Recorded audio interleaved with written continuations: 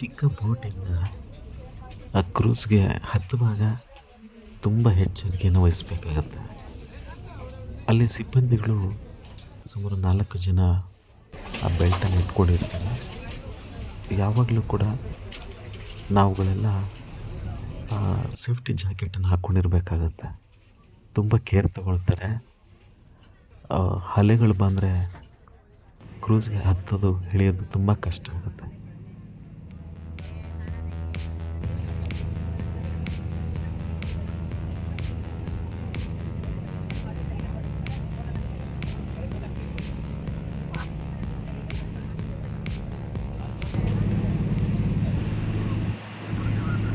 ಎಲ್ಲ ಜಲಯುದ್ಧಕ್ಕೆ ನಿಂತ ಕಟ್ಟಾಳುಗಳು, ಬಾಹುಬಲಿಯಲ್ಲಿ ಕಟ್ಟಪ್ಪನ ಕಟ್ಟಾಳುಗಳು ಇವರೇ. ಸಮುದ್ರದಿಂದ ಬೋಟ್ ಅನ್ನು ಎಳೆತಿರುವ ಗಜಪಡೆ.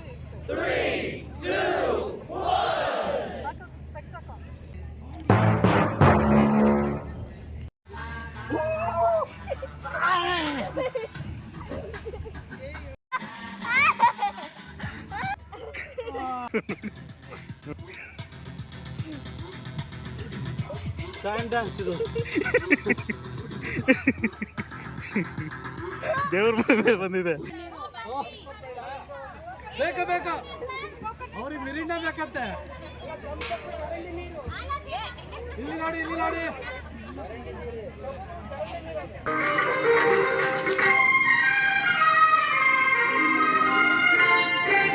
ನೋಡಿದ ಕನಪಲಿ ನಿಂತಲಿ ಕಣ್ಣಲಿ, ನೋಡಿದ ಕನಪಲಿ ನಿಂತಲಿ ಕಣ್ಣಲಿ, ಆಸಲ ಹೂಗಳ ಚೆಲ್ಲಿದೆ ವನದಲ್ಲಿ, ಹೃದಯದ ವೀಣೆಯ ತಂತಿಯ ನೀಕುತ, ಹೃದಯದ ವೀಣೆಯ ತಂತಿಯ ನೀಕುತ, ವಿರಹದ ಗೀತೆಯ ಆಡಿದೆ ಇವೆ ನನ್ನೆದೆ ಕಳವಳ ಯಾರಿಗೆ ಹೇಳಲಿ, ನನ್ನೆದೆ ಕಳವಳ ಯಾರಿಗೆ ಹೇಳಲಿ, ಪ್ರಿಯತಮೆ ಓ ಪ್ರಿಯತಮೆ ಓ ಪ್ರಿಯತಮೆ.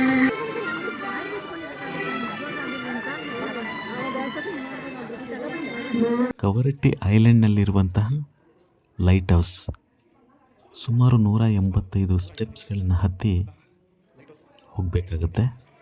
ಮಕ್ಕಳು ಮತ್ತು ವಯಸ್ಸಾದವರು ಈ ಲೈಟ್ ಹೌಸನ್ನು ಹತ್ತೋದು ತುಂಬಾ ಕಷ್ಟ. ಆ ಕಡೆ ನೀಲಿ ಸಮುದ್ರ, ಈ ಕಡೆ ಹಚ್ಚ ಹಸಿರಿನ ತೆಂಗಿನ ಮರಗಳು, ತುಂಬ ಅದ್ಭುತವಾಗಿದೆ. ಲೈಟ್ ಹೌಸ್ ಮೇಲೆ ನಿಂತ್ಕೊಂಡು ನೋಡಿದ್ರೆ ಇಡೀ ಕವರಟ್ಟಿಯ ಚಿತ್ರಣ ನಮಗೆ ಕಾಣಿಸ್ತದೆ. ಚಿತ್ರಣ ಈ ಲೈಟ್ ಹೌಸ್ ಮೇಲೆ ನಿಂತ್ಕೊಂಡ್ರೆ ಸಂಪೂರ್ಣವಾಗಿ ಕಾಣಿಸ್ತದೆ. ಹತ್ತೋದು ತುಂಬ ಕಷ್ಟ.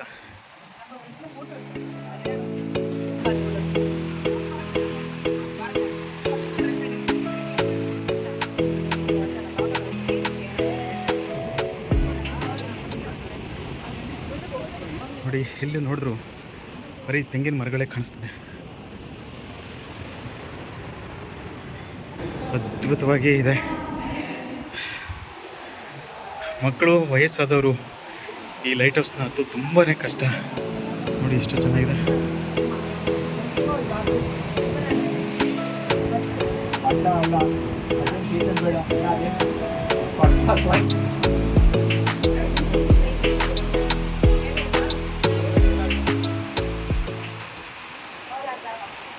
ಇಷ್ಟು ಮನೆಗಳಿದೆ ಮಧ್ಯೆ ಸಿಟಿ ಅಲ್ಲೇ ಮನೆಗಳಿದೆ. ಬಟ್ ಮನೆಗಳಷ್ಟು ಕಾಣಿಸೋದಿಲ್ಲ. ಮತ್ತೆ ತೆಂಗಿನ ಮರದ ಮತ್ತೆ ಮನೆಗಳಿವೆ.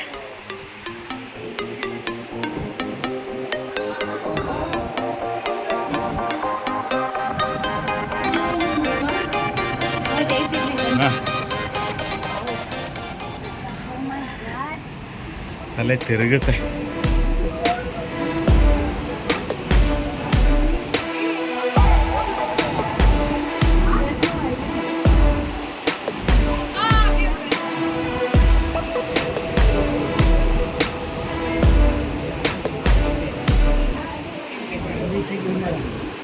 ಇಡೀ ಅರಬ್ಬಿ ಸಮುದ್ರದ ಮಧ್ಯದಲ್ಲಿ ಈ ಒಂದು ಕವರಟ್ಟಿ ಐಲ್ಯಾಂಡ್ ತುಂಬ ಅದ್ಭುತವಾಗಿದೆ. ಲೈಟ್ ಹೌಸ್ ವಯಸ್ಸಾದವರು ಮಕ್ಕಳು ಹತ್ತೋದಕ್ಕೆ ತುಂಬ ಕಷ್ಟ. ಆದರೂ ಕೂಡ ಇವರು ಯಜಮಾನರು ಬಂದಿದ್ದಾರೆ ನೋಡಿ. ನಮ್ಮ ವಯಸ್ಸಾದರೂ ಕೂಡ ನೋಡಿ ನಮ್ಮ ಮಗಳು ಕೂಡ ಬಂದಿದ್ದಾಳೆ.